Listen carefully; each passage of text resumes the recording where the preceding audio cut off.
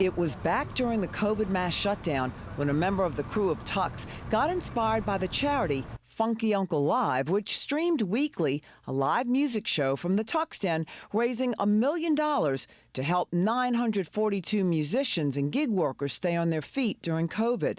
Today, that man has been working for 4 years to plan and execute the Louisiana Music and Heritage Experience. So imagine going in and being able to select from your favorite jazz musicians and pick out Buddy Bolden and have a conversation with a hologram about Buddy Bolden. Chris Berry plans to build a state-of-the-art technology-driven institution that honors the American music story created in New Orleans while funding those that keep it going every day. People like Elvis and John Lennon say that Fats Domino is the true king of rock and roll. Produced by Cosmo Metaxas, changed the world. He says it started with field hollers of the enslaved. That developed into spiritual songs, then gospel, then blues, then jazz, and then rhythm and blues, to rock and roll, rap, hip-hop, then bounce. He says the lack of government support drove the Grammy Museum to Los Angeles and the Rock and Roll Hall of Fame to Cleveland when New Orleans was really the first choice. Wanted New Orleans was their first choice.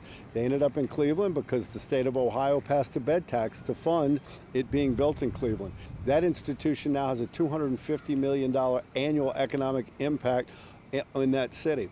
Now he's looking at 3 sites.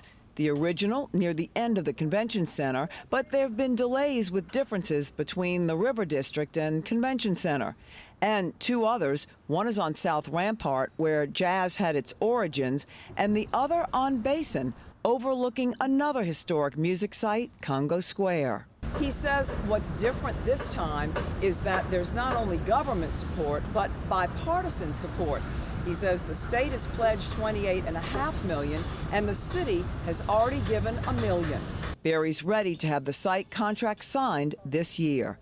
Meg Farris, WWL, Louisiana.